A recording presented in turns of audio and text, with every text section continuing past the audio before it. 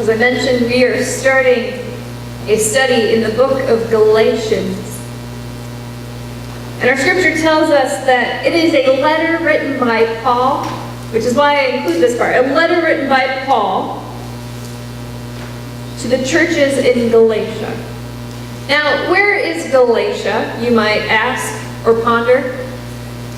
Well, it is in the Roman province, which still doesn't really narrow it down very much, right? Rome at that time stretched from Italy all the way over to Jerusalem, and even down into Egypt.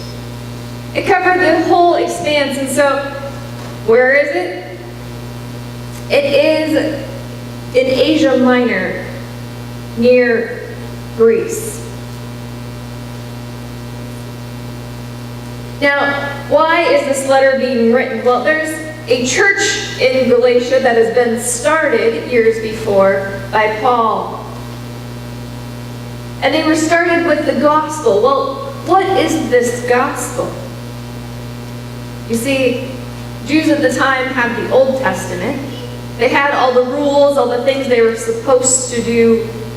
You shall not murder, you shall not lie, you shall honor your father and mother, you shall not covet your neighbor's stuff or wife.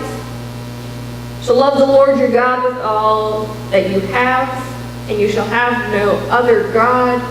I'm not saying it in the right order on purpose, just to make sure you're paying attention, right? There's the Ten Commandments, but then there are more than 300 other rules from the Old Testament that described what you could or could not eat, what you could or could not wear. If you played football at the time with a pigskin, you would be breaking the law. If you were wearing any of the clothes you are wearing today, I can almost guarantee every single one of us would be breaking the law. It is hard to find a fabric that is not mixed today. Right? Anything that's a little stretchy, it's a little mixed. We would all be breaking laws. And so the church in Galatia is being told, if you do not follow all of the rules and then some, you are not followers of God. And here's Paul saying, I'm astonished that anyone is saying that, because here's the gospel that we preach to you, is that Jesus was born sinless, blameless. He lived as a man, and then he was crucified on a cross. But that wasn't the end. He rose again to life 3 days later after conquering death. And you and I get to live into that freedom, that promise given by Jesus Christ.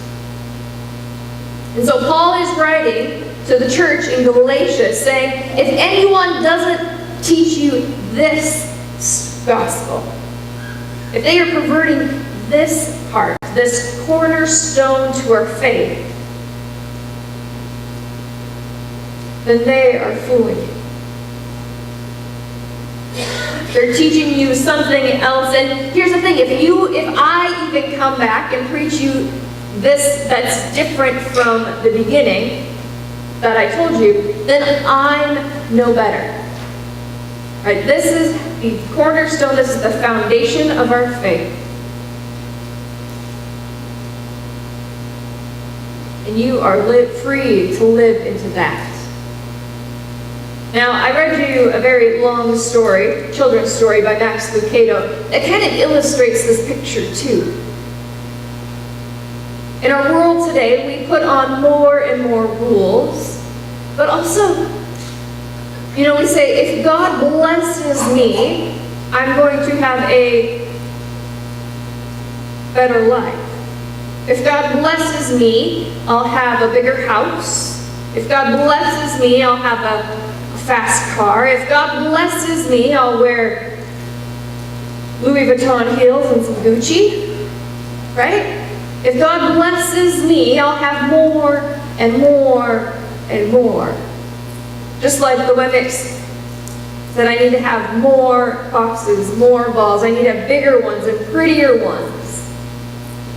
And then, even beyond that, now what do I do more than that? I need to go higher rather than just have more. I have to have the most with the highest.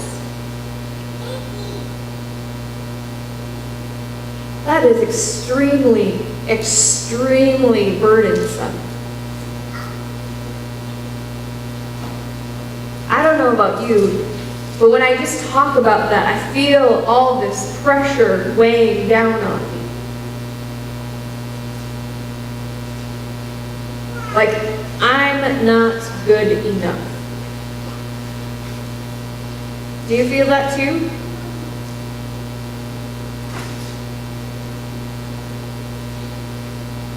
Paul is telling the church in Galatia that these rules that are self-imposed are a false gospel, a false story.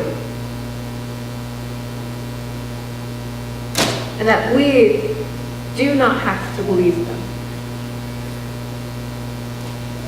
We are given the gospel of Jesus Christ as our foundation, the freedom that those things that hold us back from God, those things, our sin that holds us back from God, is no more. It is paid for. It is free. All you have to do is live into that. Now, I'm going to leave this as a little cliffhanger because, as I mentioned, this is going to be our story throughout the entire summer. What does this really mean to not try to win the approval of men?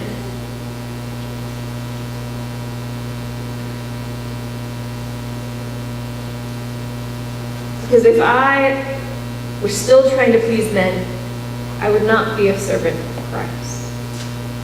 Right? So what does that mean for us today? We are going to look at that through the summer, but we're going to move into a time of communion.